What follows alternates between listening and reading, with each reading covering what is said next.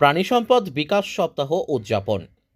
প্রাণী পালন করে কিভাবে স্বাবলম্বী করা যায় সেই বিষয় নিয়ে প্রাণী পালকদের মধ্যে জনসচেতনতার বৃদ্ধির লক্ষ্যে পূর্বস্থলী 1 নম্বর ব্লকের উত্তর শ্রীরামপুর যুব সংঘের মাঠে প্রাণী সম্পদ দপ্তরের উদ্যোগে প্রাণী সম্পদ বিকাশ সপ্তাহ উদযাপন।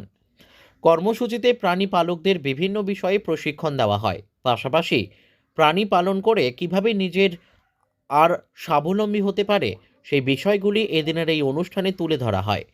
অনুষ্ঠানের সূচনা পর্বে হাজির ছিলেন মন্ত্রী স্বপন দেবনাথ। পরবর্তী সময়ে এদিনের এই অনুষ্ঠানে উপস্থিত হয়েছিলেন প্রাণী সম্পদ দপ্তরের উপ অধিকর্তা ডক্টর সোমনাথ মাইতি, প্রাণী সম্পদ দপ্তরের জয়েন্ট ডিরেক্টর প্রবীর পাঠক, ব্লকের প্রাণী সম্পদ আধিকারিক গুরুপদ মান্ডি, পঞ্চায়েত সমিতির সভাপতি দিলীপ মল্লিক সহ বিশিষ্টজনেরা।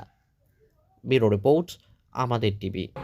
তারপর যদি বাজারীকরণ ঠিকঠাকভাবে না করা যেতে পারে তাহলে কিন্তু আমাদের একটা সময় থেমে যেতে হবে।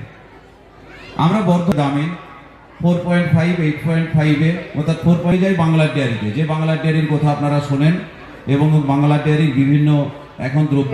আমাদের প্রাণী সম্পদ বিকাশ সপ্তাহ উদযাপন হচ্ছে। এটা জেলা ব্লক স্তরের অনুষ্ঠান।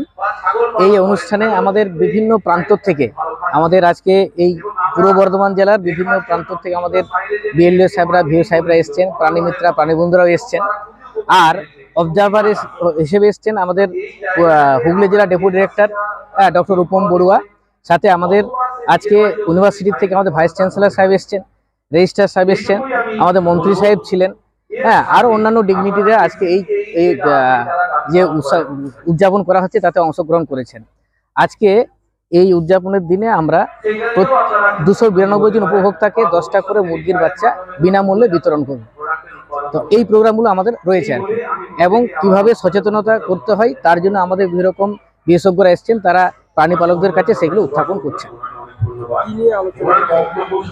গ্রামীণ অর্থনৈতিক উন্নয়নে প্রাণী সম্পদের ভূমিকা, বর্তমান, ভবিষ্যৎ, অতীত, এই বিষয়ে যে কিভাবে প্রাণী পালন করলে আমরা স্বয়ম্বর হব, এই উদ্দেশ্যেই আজকে বিশেষ প্রশিক্ষণের একটা ব্যবস্থা করা হয়েছে এই জেলা ব্লক স্তরের অনুষ্ঠান প্রাণী সম্পদ উদযাপনের মধ্য দিয়ে।